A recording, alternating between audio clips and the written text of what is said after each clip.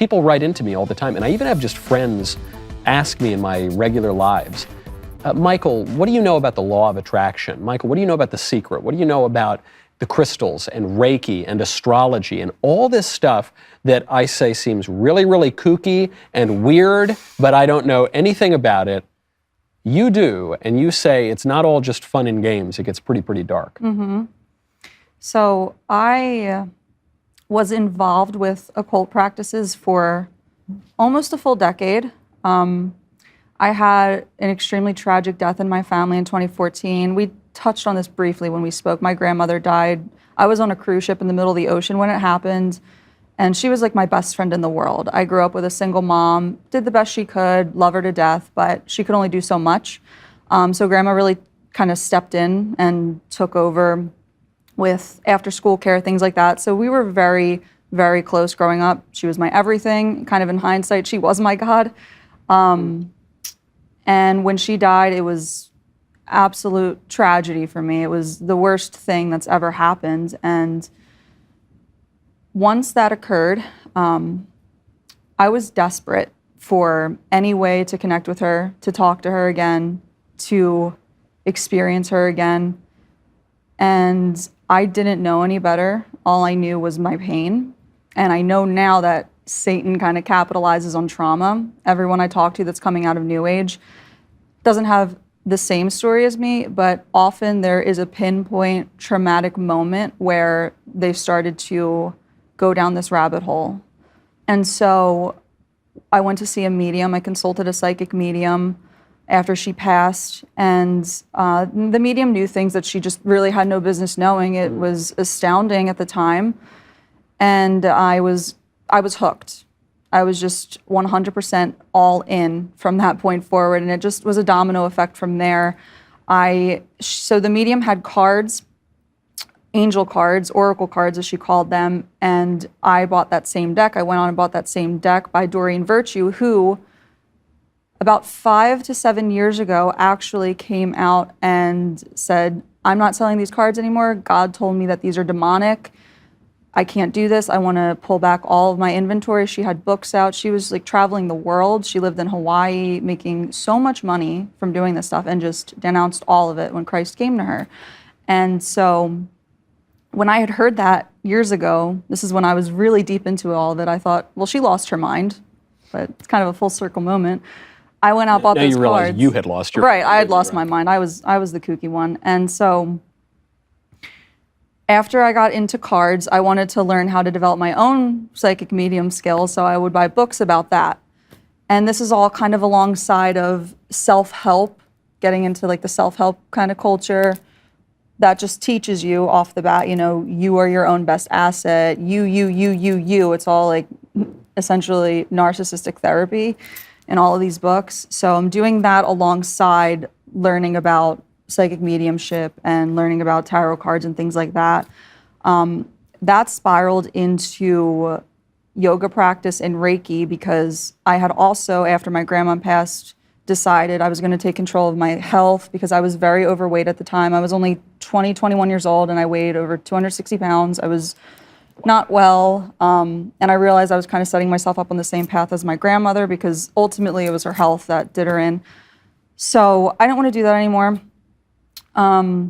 So I'm learning about self-help. I'm losing weight, getting healthy, developing this nice relationship with food and exercise, and also getting into spirituality. So this is like all these moving parts. But the yoga was originally physical wellness, like a way to kind of supplement my weight loss process. But that very quickly became spiritual the more I read about it. And then I became a yoga teacher years later.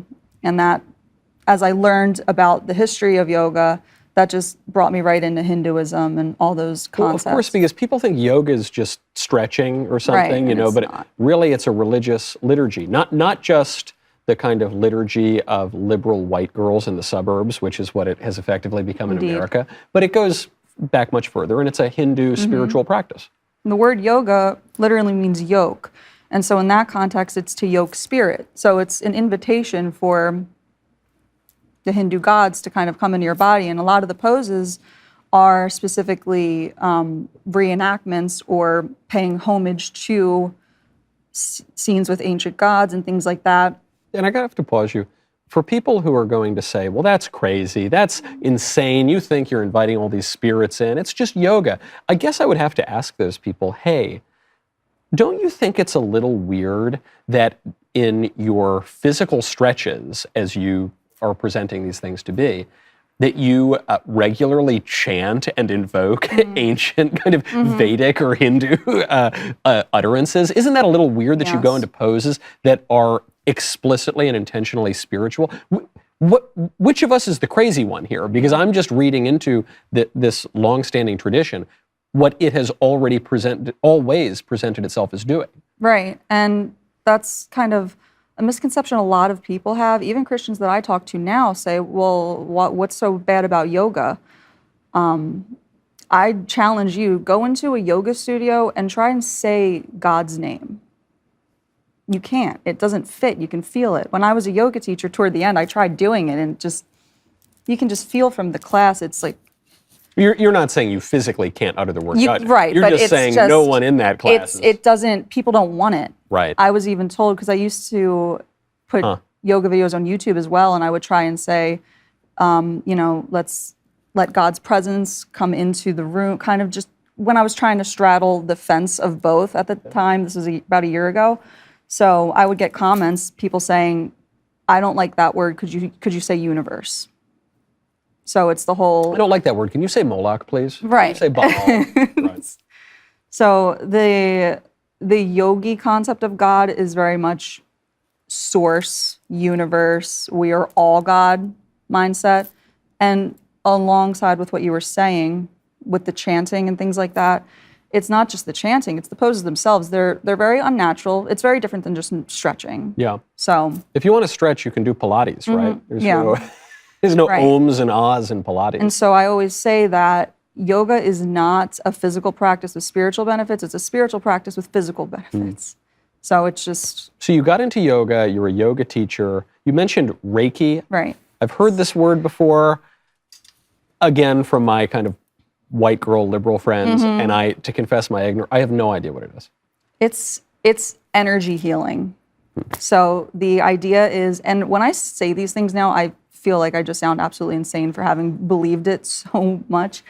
So it's essentially you are allegedly able to tap into the universal energy, universal consciousness, and how that energy is supposed to be all love and healing. And so you are kind of the vessel for that energy to enter in, and you lay your hands over somebody on usually like a massage table, and you facilitate that energy through their body, and you move through their chakra system, which again, that kind of ties into yoga. So the idea is that we have these 7 energy channels in the body, in the throat, in the heart, and they all operate different things for us, like where our insecurities are and our self-expression, our creativity, sexual energy, things like that.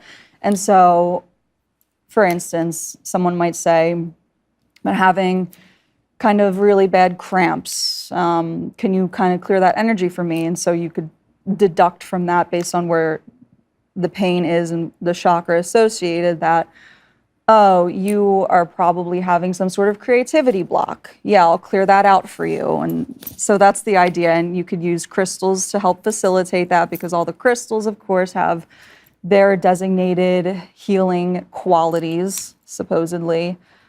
So I gotta ask. Sure.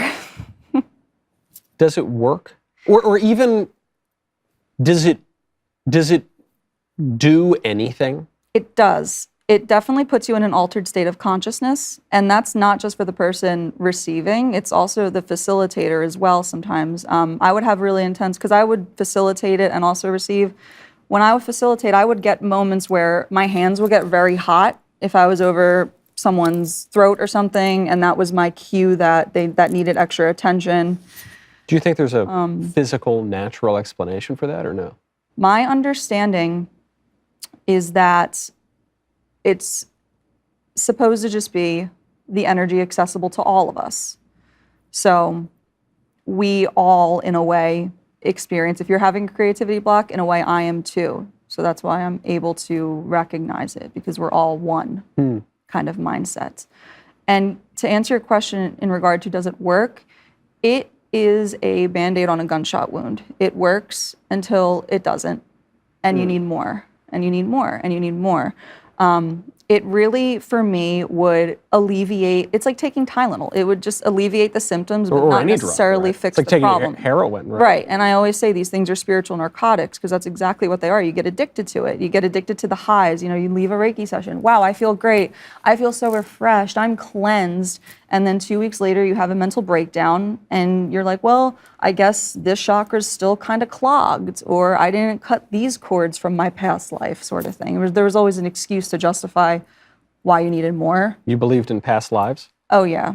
I believed a lot of crazy things. I was, from the yoga and the Reiki, I was at this point where, again, I'm studying self-help, I'm getting healthy, I'm finally at a place where I don't hate myself when I look in the mirror, because I had lost over 100 pounds. And this was about 6 years ago. So I'm still sad, you know. I thought I had worked through the grievances of my grandmother the best that I could by getting healthy. I thought, I'm eating well, I'm working out. Why am I still so depressed? I'm reading all these self-help books, like so many self-help books. You should have seen my shelves, it was ridiculous.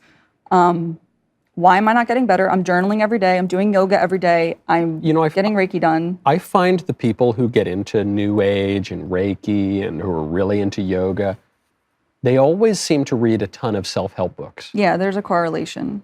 What's that about? A savior complex, a self-savior complex.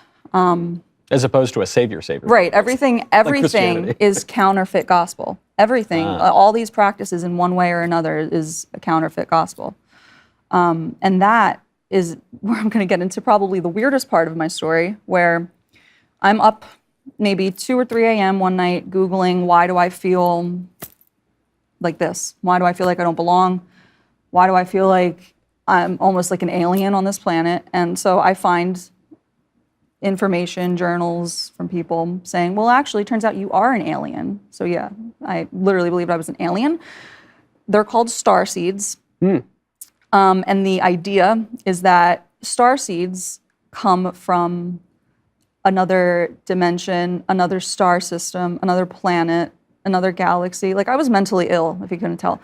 So, but were you mentally ill in, I don't know, some part of your brain was firing the wrong way? Or were you just deluded? I was deluded. You deluded. I mean, it was not as though, you pop a pill and it fixes a chemical imbalance or something. You had just gone so far down this rabbit trail that it compounded on itself. Spiraled, right. Yeah, absolutely. So I'm reading all this stuff, and it made sense to me, because it said, you've always felt like an outsider because you are an outsider, you don't belong, and you came here to help Earth. So the starseed gospel, as I call it, is that you are kind of a light worker that has observed the state of our planet. And because, coming back to this idea that we're all one energy, the universe is all one, it's like, well, if this planet is out of whack, then that's going to ripple throughout the universe and create chaos throughout the universe. So we need to find harmony amongst ourselves. And so the light workers from different galaxies come in to Earth to ascend the collective. That's the narrative. And we do that with our healing modalities, Reiki and astrology. We teach these things to So it's help. obviously very esoteric. Indeed. But I guess I'm only half having trouble, because I've gone kind of down weird rabbit holes too, which we can get to a little later. I've never thought I was an alien, but I've gone down pretty weird rabbit holes. But in that moment, so you're looking this up and, this website says, oh, actually, Angela, you're an alien. Yes. What? How did you persuade yourself of that? Like, how would that have worked? It justified my sadness, and it gave me a purpose, because I felt like I was meaningless. I didn't know why I was here. I wanted to die, to be quite frank. I was very suicidal, flirted with suicide in high school, on and off, in college, self-harm. I did all the things, and it never got better. I was like 25, feeling the same way that I did when I was 15, despite all the work I was doing, and despite how hard I was trying every single day to just pull myself up by the bootstraps and feel good, and just wasn't ever really hitting in what I was really looking for, which I know now was God. But yeah, when I was first learning about the starseed thing, it was like, wow, okay, this makes sense. So I chose this life. I chose to be here. I chose this suffering because it's teaching me something. It's my karma that I'm working through, because when I work out that bad stuff, it helps the universe with its bad stuff. It kind of doesn't make sense because it's not real. So, Right. And it's all kind of self-refuting, because it's like, well, we're the mess, but we're also the cleanup crew. Like, it just doesn't really match up. Like, you're the knot, but you also have to untangle the knot.